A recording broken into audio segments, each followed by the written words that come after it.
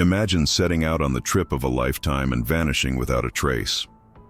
12 years later, a rusted find emerges from the calm waters of a lake and changes everything.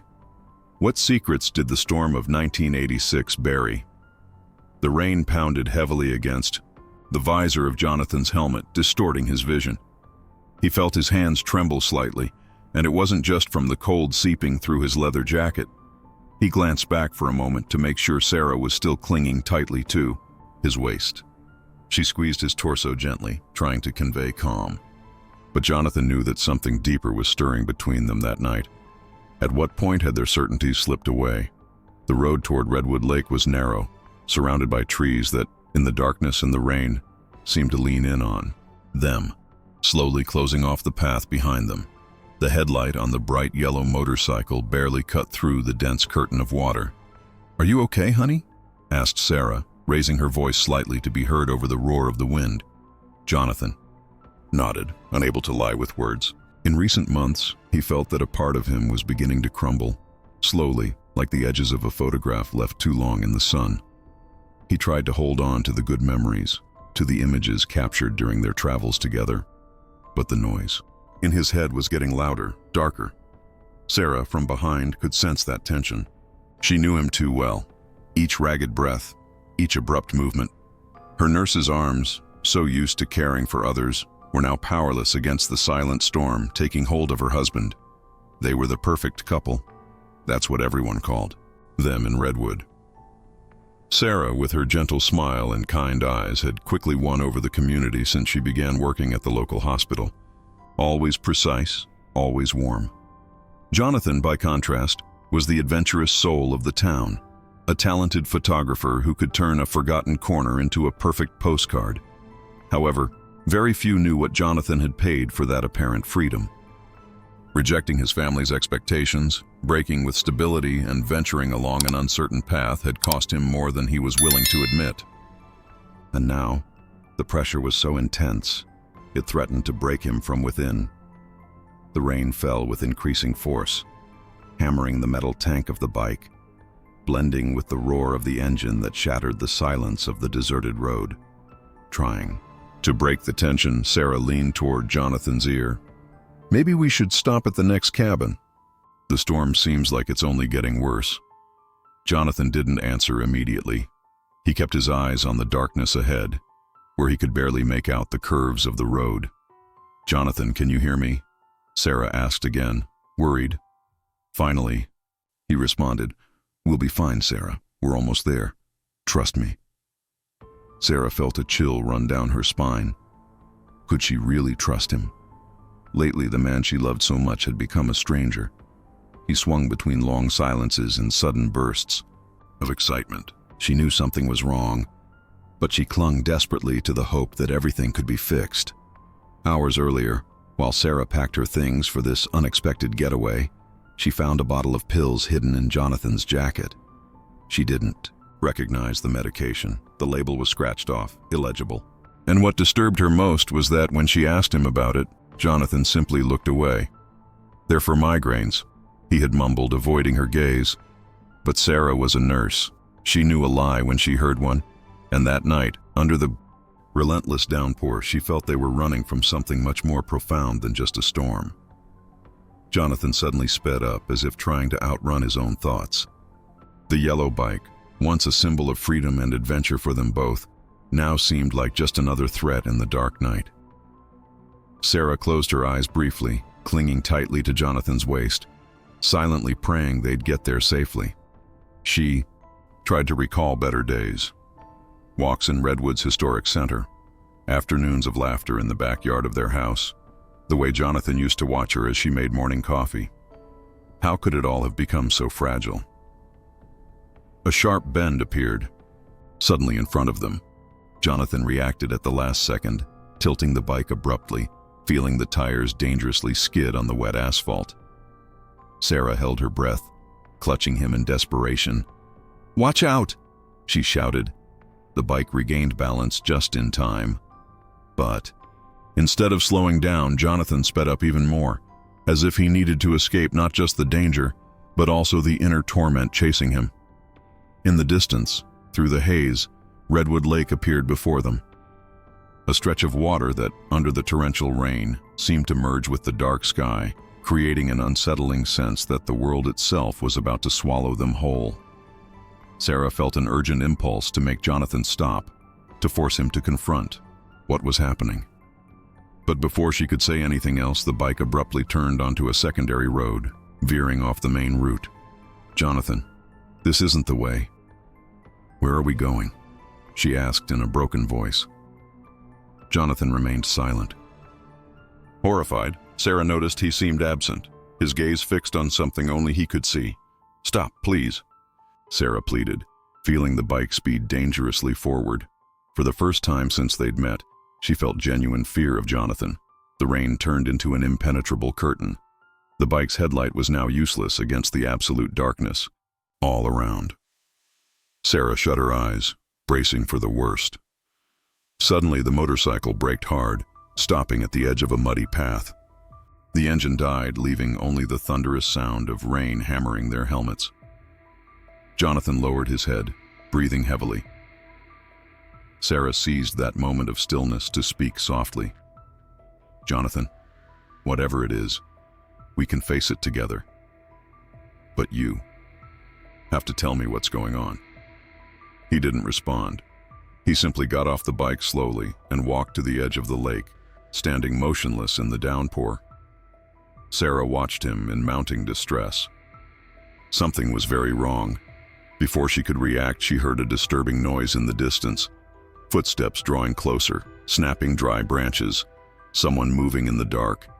She whipped her head around, feeling her heart pound wildly. Who else could be there in that isolated spot, in the middle of a storm? "Jonathan?" She called out weakly, fear closing in around her like a fist. Jonathan turned toward her, his face now visible under the faint glow of distant lightning. His eyes, once warm, seemed empty, lost. "I'm sorry, Sarah," he whispered, his voice trembling. "I never wanted it to end like this." And at that moment, before Sarah could ask what those words meant, she felt a strange hand grab her tightly from behind, and everything went dark. The next morning, the police received an anonymous call. The voice on the line was distorted and cold and impossible to ignore. "Look near Redwood Lake. Jonathan and Sarah Walters will never come back." What really happened that night? Who made the call, and what led the perfect couple to their tragic fate? The early morning sun crept lazily through the window of Detective David Russell's small apartment. A worn wall clock read 5:45 a.m., punctual and unchanging, like the solitary life David had built over his 35 years on the Redwood police force. Sitting on his bed, he cradled a cup of black coffee, silently watching the photos taped to the wall, relics of unsolved cases that still haunted him. David breathed deeply, his chest heavy with memories. In just a few days, he would turn 62 and finally retire, but something within him could not find peace. How could he retire with so many mysteries left unsolved, so many families without answers? The phone shattered the silence. Startled, David picked up the receiver. "Russell?" He answered, his voice hoarse and weary. On the other end, a familiar, tired voice spoke quickly. "David, it's Captain Mitchell. You need to come out to Redwood Lake. Something's been found while cleaning the lake. Something you've been waiting 12 years to see." David felt his heart stop for an instant. "The Walters motorcycle?" he asked, his voice trembling. "Yes, David. And there's more. You'd better come right away." David hung up slowly, still reeling from the shock. Immediately, images of Jonathan and Sarah Walters' case flooded his mind. For years, he had dreamed of that missing yellow bike, of that couple who seemed to have the perfect life until that stormy night. But reality had always proven otherwise. Jonathan and Sarah were far more than victims of a simple accident. Something darker had always been there, waiting to be discovered. As he drove toward the lake, memories washed over him in waves. His first interviews with the couple's friends, the worried look on Michael Carter's face, Sarah's ex-boyfriend, the tears of Jonathan's parents begging for answers, and above all, the bitter frustration of finding nothing at all. Redwood Lake stretched out before him, calm, deceptive. Little had changed since that fateful night 12 years ago, yet David felt that every tree, every turn in the road kept its own secrets. A team of officers worked tirelessly along the shoreline. David got out of his car, breathing deeply before approaching. "Detective Russell," Captain Mitchell greeted him.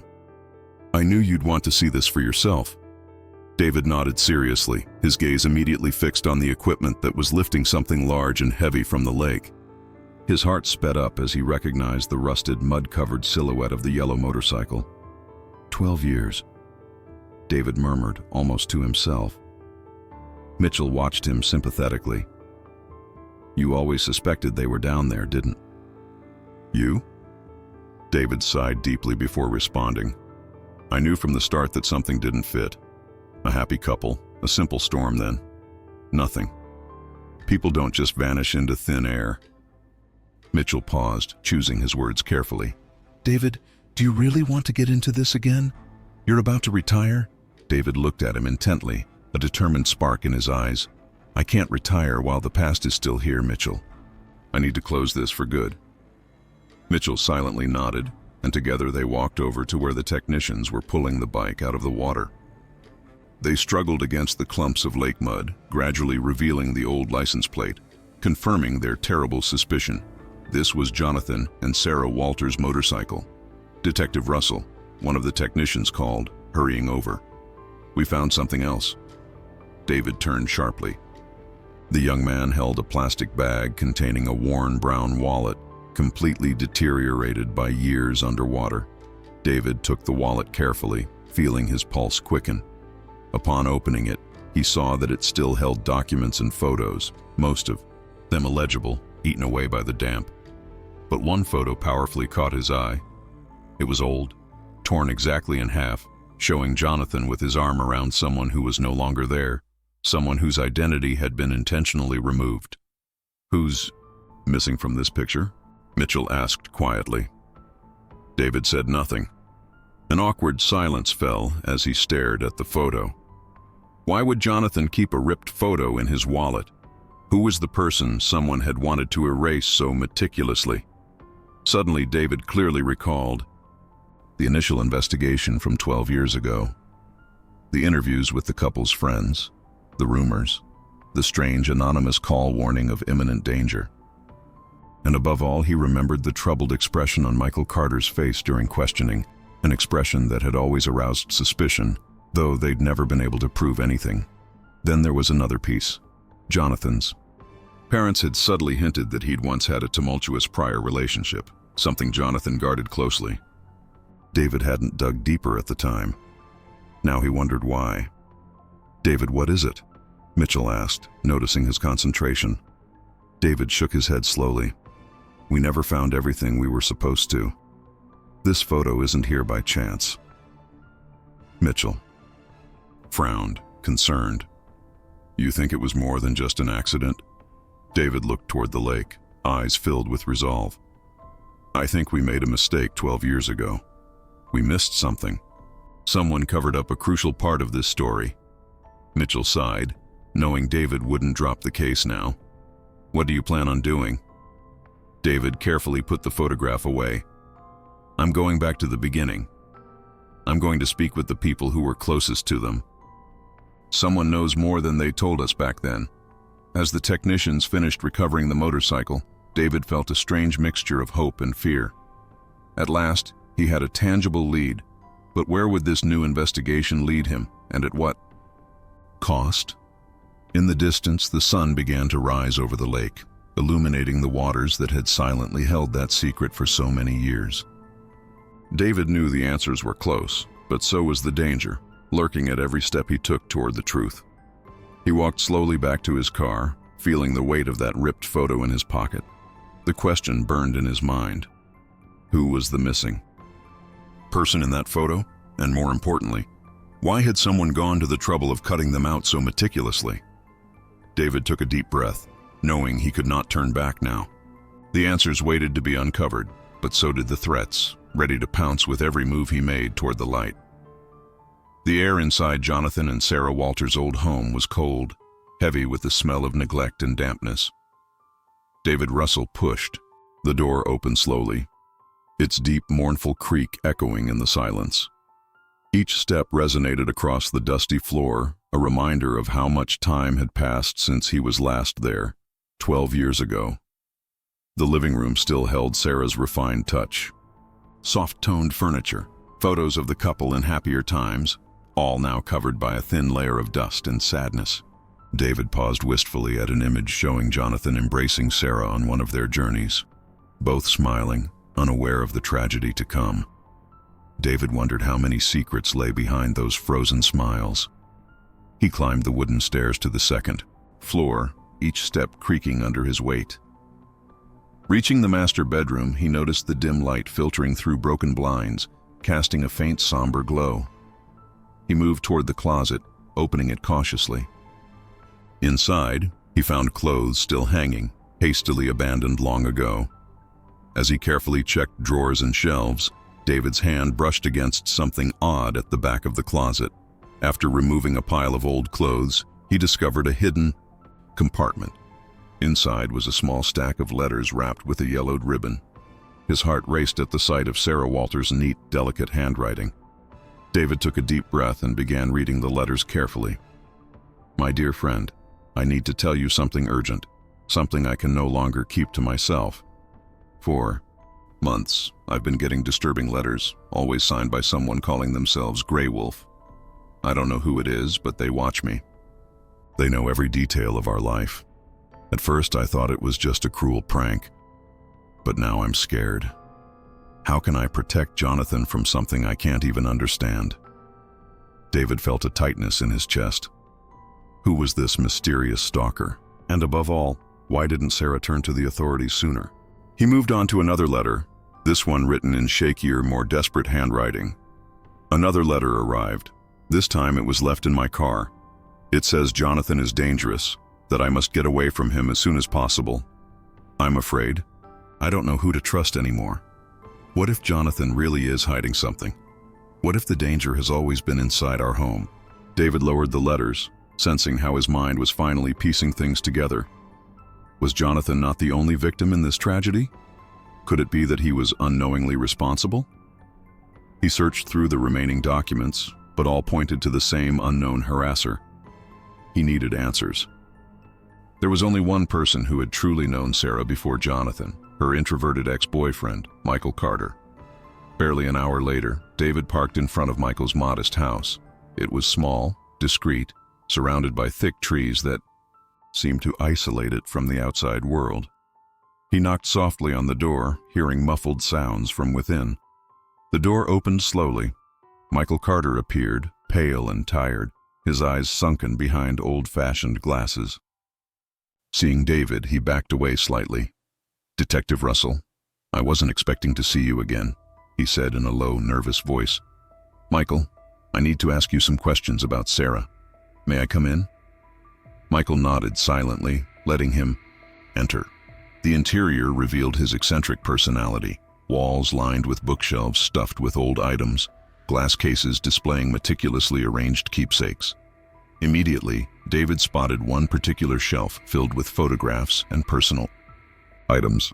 He approached slowly, recognizing several things that had belonged to Sarah: an old embroidered handkerchief, a worn bracelet, a small notepad. "Why do you keep these things, Michael?"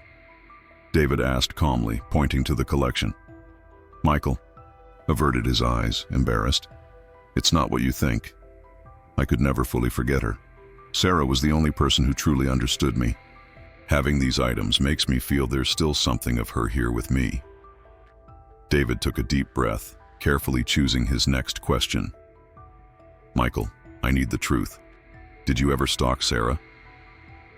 Michael reacted with indignation, shaking his head vigorously. "Never. I would never hurt her. But I knew something strange was going on. She came here a week before she disappeared, desperate and terrified." David frowned. "What exactly did she tell you?" Michael hesitated, as if weighing whether to share his most guarded secret. Finally, he decided to speak openly. Sarah was worried about Jonathan. "She said he was acting very strangely, and that she feared for her life. She gave me something I never dared share with anyone. David felt his heart skip a beat. Michael walked over to an old box and removed a small tape recorder with a cassette inside. Sarah gave me this recording that last night. She made me swear to hand it over only if something happened to her. For years, I tried to forget it existed, but I never could. David carefully held the tape recorder in his hands, sensing its significance. Have you listened to it? Only part of it, Detective. It was too painful to continue, but I think you should hear it. David took a deep breath and pressed play. Instantly, Sarah's trembling, terrified voice filled the room. My name is Sarah Walters. It's June 23rd, 1986. Someone needs to hear this in case I don't come back. Jonathan is changing. I love him with all my heart, but I barely recognize him anymore. Sometimes I catch him talking to himself, shouting nonsense in the middle of the night. He says someone's following him, that something terrible is going to happen. I fear for our lives. If anything happens to us, please understand that it wasn't an accident. David stopped the tape, his hands shaking. The silence in the room felt overwhelming. Now, do you see why I never said anything? Michael asked, his voice cracking. I didn't know how to handle it. What if Jonathan really was involved in something dangerous? David nodded slowly. He now realized the truth was far more complex than he'd ever imagined. Do you think Jonathan was hiding something serious? Michael shook his head. I don't know, Detective. But something was seriously wrong. Sarah wasn't lying. I could see it in her eyes that night. She was desperately in need of help. David carefully pocketed the recorder. He had found his first solid link in the mystery that had haunted him for 12 years. But the questions, far from being answered, were only multiplying. Who was Grey Wolf? Why had Jonathan changed so suddenly? What really happened that stormy night by the lake? As he headed to the door, David knew this was only the beginning. That tape contained the key to solving Jonathan and Sarah's tragedy, but it would also reopen wounds no one was prepared to face. How far would David go to uncover the truth? What other dark secrets still lay hidden in this story? Now the question is for you. Do you think Sarah was right to distrust Jonathan, or was someone else pulling the strings from the shadows? David remained still for a long moment at his desk. He held tightly to the tape recorder Michael Carter had given him, Sarah's distressed voice still echoing in his ears. A shiver ran down his spine. How well did he actually know Jonathan Walters?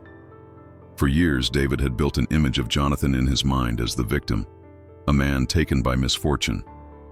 But that tape changed everything. He now knew that behind Jonathan's carefree, adventurous exterior lay something unsettling, a deep, hidden darkness. David leaned back in his chair and opened an old notebook. He needed to return to the beginning, and that meant diving into Jonathan's past. He picked up the phone and dialed a number he hadn't called in a very long time, a number that would bring painful but necessary answers. Walters' residence? Said a polite but distant female voice. Good morning. This is Detective David Russell. I need to speak with Mr. or Mrs. Walters. It's about Jonathan. There was a long, awkward silence before a chilly response. One moment, please. After. A brief wait. Another voice came on, deep and strained. Detective Russell, this is Henry Walters, Jonathan's father. What do you want after all these years? David inhaled slowly, choosing his words carefully. Mr. Walters, we've found new evidence in Jonathan and Sarah's case. I'd like to talk with you in person. It's important. Another silence, a sigh. Come to the house. We'll be waiting. An hour later, David parked in front of a large colonial home, meticulously maintained but devoid of warmth. As the door opened, Henry and his wife Elizabeth Walters received him with obvious tension. Henry, tall and graying, invited David into the living room, furnished elegantly but lacking any real comfort. Elizabeth sat quietly by the window, rigid, avoiding eye contact. Detective, Henry began. It's been 12 years since that tragedy. What could you possibly tell us now? David slowly took the torn photo from Jonathan's wallet and placed it before them. Do you recognize this? Elizabeth trembled at the sight of the mutilated photo, and Henry frowned deeply. Yes, of course we do. That's Jonathan, but someone else is missing here. David stared at them. Who is it, Mr. Walters? Henry lowered his eyes, uncomfortable. The person who ruined our son, Grace Miller, his previous girlfriend. Jonathan never accepted that relationship was doomed. David jotted down the name mentally. What exactly happened with Grace? Elizabeth answered now, her voice faint. Jonathan loved Grace deeply, but it was a torment. She was unstable, and he was overly attached. When she ended it suddenly, Jonathan broke down. He was never the same after that. Why didn't Sarah ever mention this? David asked, perplexed. Henry shook his head. Jonathan kept many things secret. Sarah showed up soon after Grace, and we believed he would finally move on from those painful memories. But something in Jonathan was already broken. He just pretended to be okay. David felt the emotional strain Jonathan must have been under. A wave of empathy mingled with anger that no one had caught the warning signs sooner. Did he ever get professional help? Henry avoided David's eyes. Elizabeth finally spoke bitterly. We tried, Detective. Jonathan refused any treatment. He would never accept that he had a problem. For him, that was a sign of weakness. David understood the mounting emotional pressure Jonathan had endured. He felt a pang of compassion for the man, but also frustration that he hadn't uncovered these details earlier. Do you keep in touch with Grace? Henry shook his head firmly. She left Redwood many years ago. It was the best thing that could have happened to our son. David left the Walters home with an unsettling certainty. Jonathan had harbored many secrets, too many. Now he had to find out how far they really went.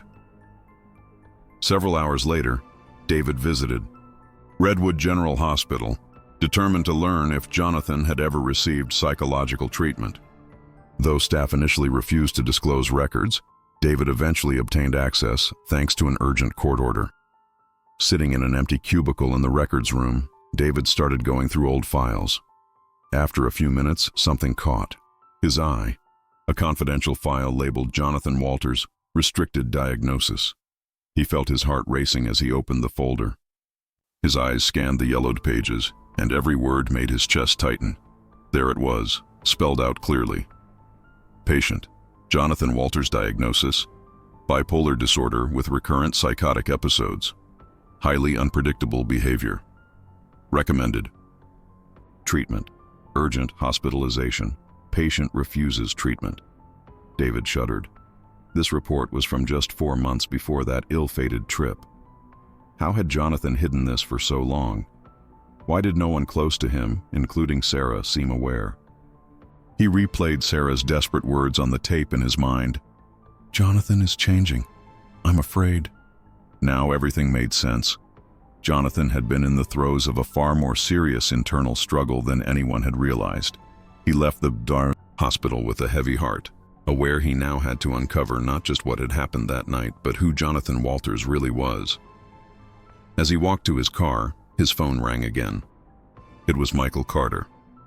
Detective Russell, there's something else I need to tell you. Something I remembered after we talked. David stopped in his tracks. Go on, Michael. What is it? Michael took a deep breath. Just before disappearing, Sarah mentioned a woman named Grace. She said Jonathan had never gotten over her, and that lately he'd been referring to Grace as though she were still around. David felt the puzzle pieces snapping into place. Do you think Jonathan was still in contact with her? Michael hesitated. I'm not sure. But Sarah was terrified. She believed something or someone had come back to torment them. David felt a chill run through him. Do you know where I can find Grace Miller now? Michael replied uncertainly. Last I heard, she was living in Foxwood, not too far from here. David hung up, certain of his next step. Visiting Grace Miller might not only reveal the real Jonathan Walters, but also finally shed light on what happened that stormy night by Redwood Lake. He got into his car, glancing at Jonathan's hospital file on the passenger seat. He picked it up slowly, wondering how many people truly knew the real Jonathan Walters. At that moment, he understood this mystery was darker and deeper than anyone had imagined. With each new answer came more disturbing questions. How far gone? Was Jonathan from reality? Did Grace have something to do with it all? What exactly had Sarah discovered before vanishing? David Russell always felt hospitals were sad places. The long corridors, the pungent smell of disinfectant, that weighted atmosphere of contained urgency. Now, as he walked through the old wing of Redwood General Hospital, the sadness felt deeper than ever. Here was where Sarah Walters had spent her last normal days. David watched the medical staff coming and going, searching for familiar faces, for witnesses who might not have told the whole truth 12 years before. His first stop was the office of Nurse Rachel Brooks, once Sarah's co-worker. Rachel was kind and calm, and when she saw him, her expression showed both surprise and relief. "Detective Russell, I never thought I'd see you again," she said, offering him a seat across from her desk. "Rachel, I need your honesty," David said quietly. "Did Sarah ever tell you anything troubling about her marriage to Jonathan?" Rachel looked uneasy, lowering her gaze to her restless hands on the desk. Sarah. She loved Jonathan deeply, but over time, things changed. She was worried about him. She didn't say much, but I could sense something was off. David leaned forward, listening intently. "What kind of changes did Sarah mention?" Rachel sighed deeply. Jonathan had become very unpredictable. Sarah said that at night he'd wake up shouting, paranoid. Once she came to the hospital in tears because Jonathan had destroyed all their photographs, claiming someone was watching them. Sarah admitted she was scared. David mentally noted each detail, wondering how many warning signs people had overlooked. Did she ever mention someone named Grace Miller? Rachel nodded uncomfortably. Yes. Sarah mentioned once that Jonathan still seemed obsessed with Grace. She believed he was still seeing her, talking to her, even though she'd been gone from Redwood for years. David left Rachel's office with more questions than answers. Just how deep was Sarah's fear of Jonathan, and where did Grace fit into all this? His next stop was a small cafe where Jonathan's photography friends used to meet. Among them was Nick Thompson, Jonathan's old traveling partner. David found Nick in a corner of the place. He looked tired, aged beyond his years. Guilt was etched into his face. "Detective Russell, I knew one day you'd be back," Nick said softly.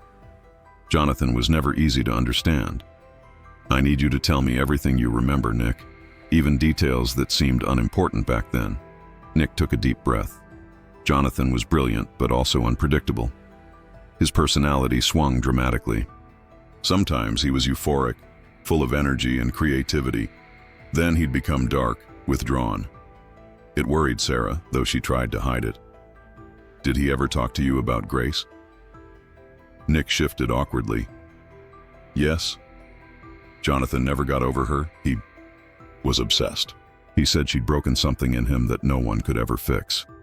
David studied Nick closely, sensing he was holding back. "Do you think Jonathan could have harmed Sarah?" Nick swallowed hard, finally voicing a secret he'd kept for 12 years. "The night before they disappeared, Jonathan came to see me. He was out of control, rambling about nonsense, saying Sarah was planning to leave him, that someone was after him. He was paranoid. I didn't take him seriously, and the guilt's eaten at me ever since." David felt a chill. It was clear Jonathan had been on the brink of a severe psychotic break well before that tragic night at the lake. Hours later, David arrived in a quiet residential area of Foxwood, South Carolina. He believed he could finally speak to Grace Miller, the last known link in the story. When he knocked, a slender woman with blonde hair now streaked with gray answered. Her eyes betrayed a lifetime of difficult memories. "Grace Miller? I'm Detective David Russell. I need to ask you about Jonathan Walters." She looked at him with mingled surprise and sorrow, silently inviting him inside. David noticed old photos neatly framed on the walls. Among them, he saw a younger Jonathan, smiling and full of life, with his arm around Grace. "Detective, Jonathan was the great love of my life," she began, voice cracking. "But he was also my worst nightmare." Jonathan had a hidden side that very few people saw. David listened carefully as Grace went on. He was extremely jealous and possessive. His mind could be wonderful, but also terribly dark. When I ended our relationship, he fell into a deep depression.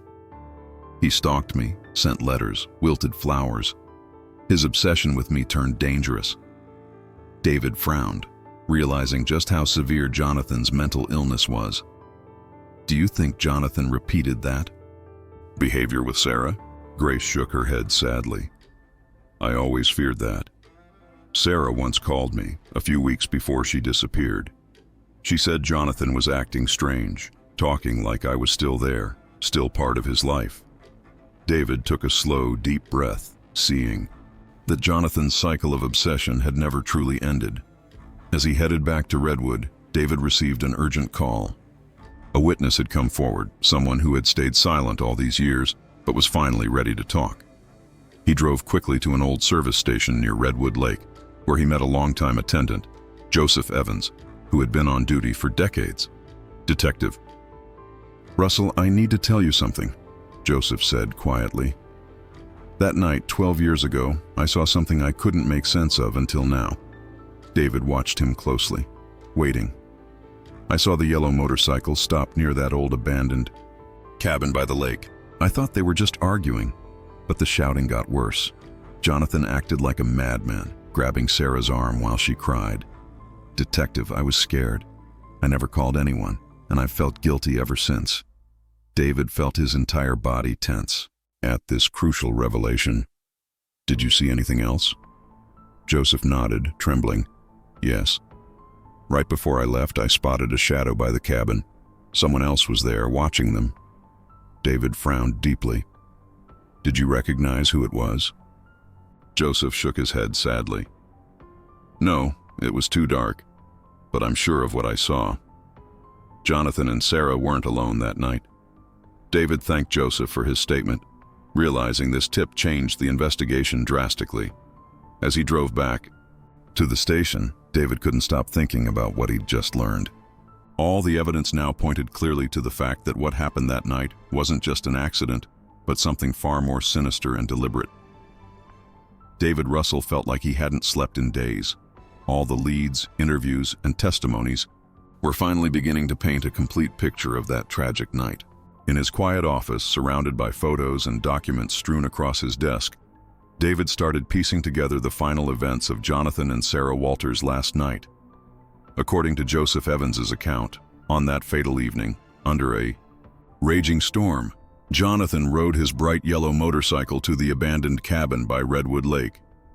David knew the place, an old refuge lost to time, now overgrown with weeds.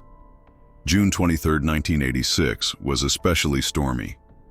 Rain battered the region, turning the woods into a dark, uncertain stage. Inside the cabin, Sarah was anxious, her pale face lit only by the faint glow of a candle on the table.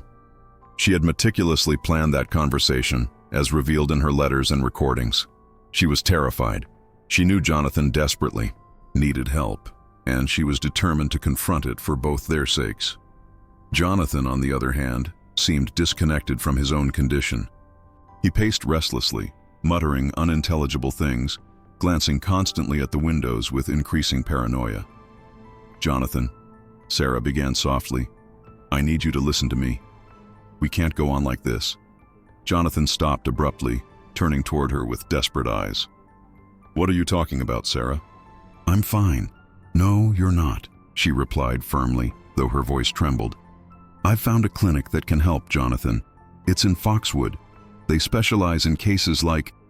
Jonathan backed away slowly, his hands shaking. You want to lock me up? You think I'm crazy? Sarah moved closer, trying to soothe him. I want to help you. I want to get you back. I can't watch you suffer anymore. Jonathan suddenly exploded, slamming the table violently. The candle fell, extinguishing itself, and plunging the cabin into near-total darkness. I'm not sick, Sarah. Why is everyone betraying me? Grace betrayed me. My parents betrayed me. Are you going to leave me too? I'm not leaving you.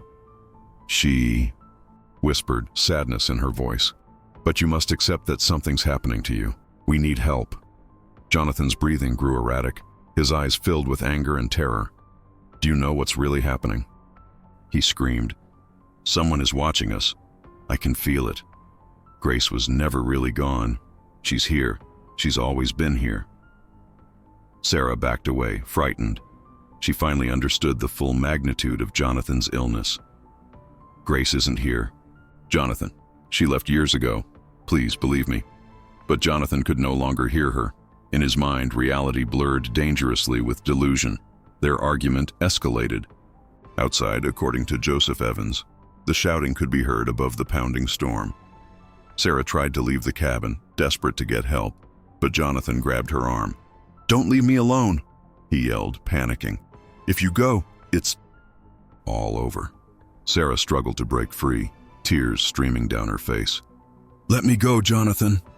We need help." She finally broke loose and ran for the motorcycle, hoping to escape and bring help. But Jonathan, in a manic frenzy, jumped on behind her, starting the engine with wild determination. "I'll show you I'm right," he shouted, over the roar. "I'll show you the truth." The motorcycle sped off under the relentless rain.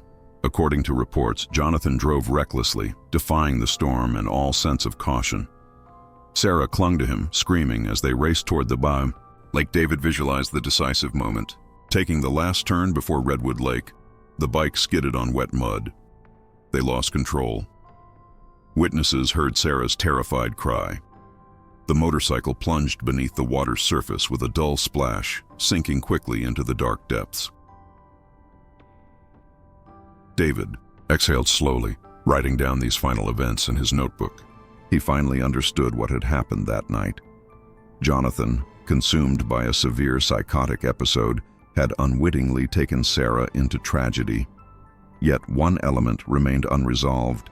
Who was the mysterious figure Joseph had seen near the cabin?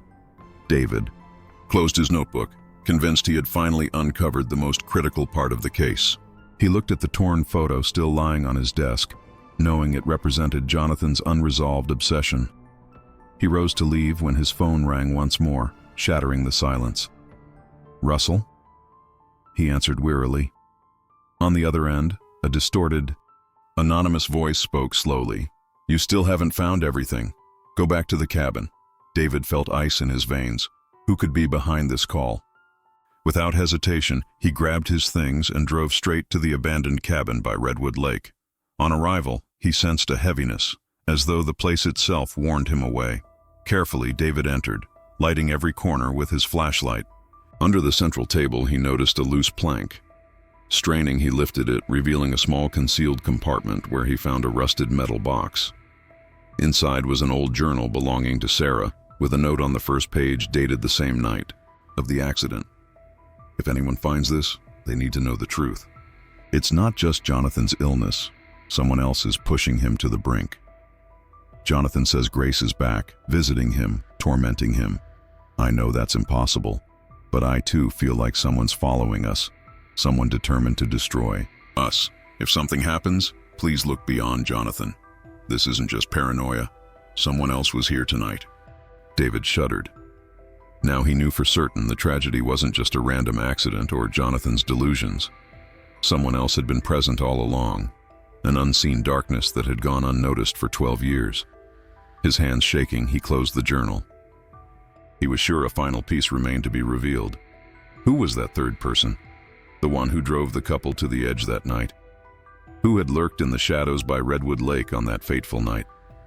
More than ever, David needed definitive answers.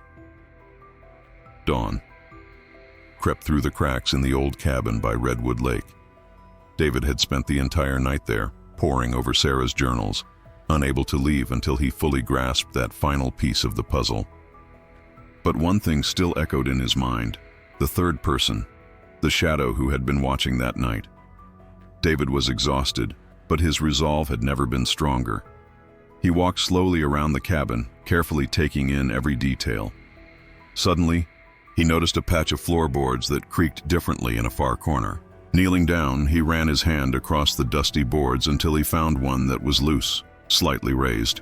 With considerable effort, he lifted it, revealing a small, dark space. His heart began to pound as he discovered a stack of journals carefully hidden inside. David pulled one out, recognizing Jonathan Walters' hurried, chaotic handwriting.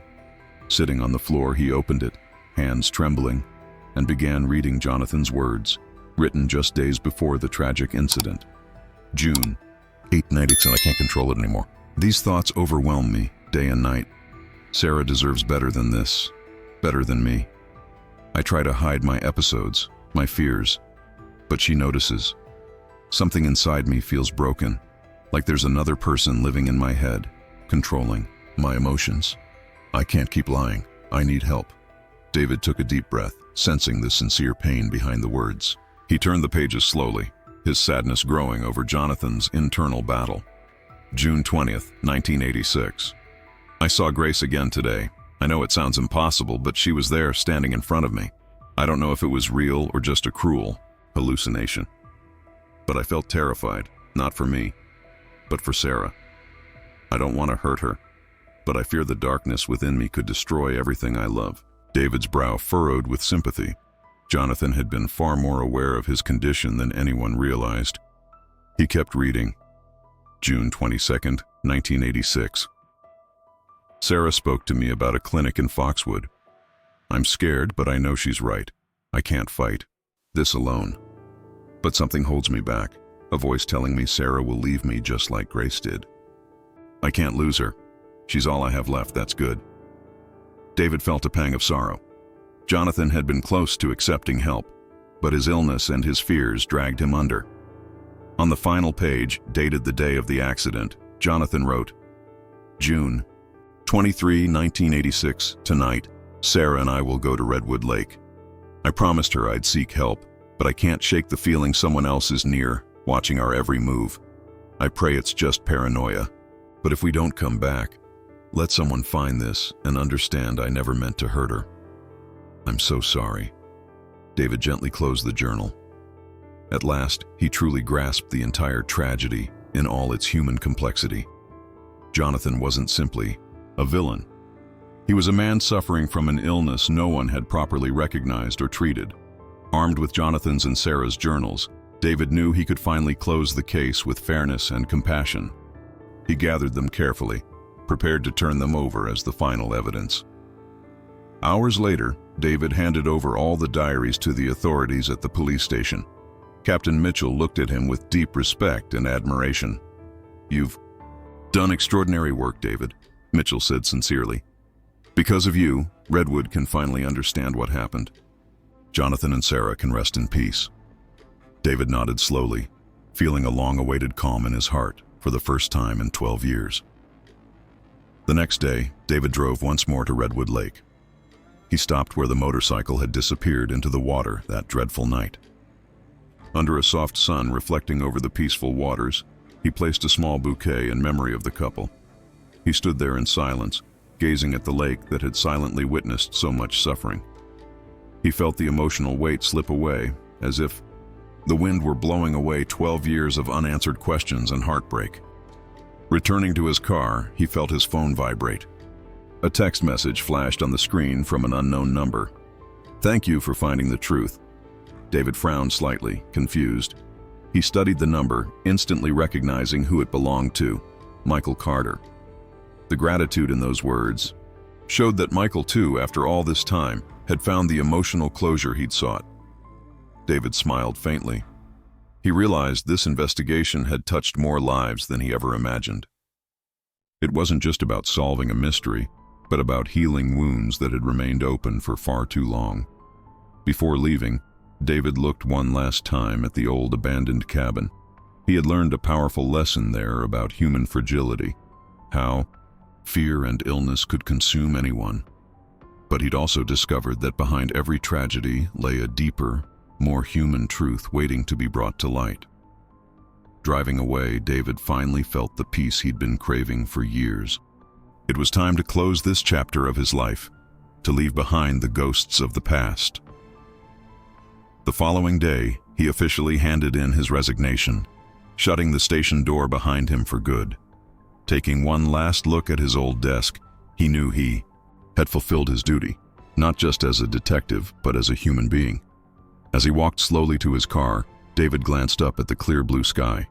At last, he could retire in peace, knowing he had done everything possible to bring justice and redemption to Jonathan and Sarah Walters. The people of Redwood now knew the true story. Jonathan had fought something much bigger than himself, and Sarah had tried to save him until the bitter end.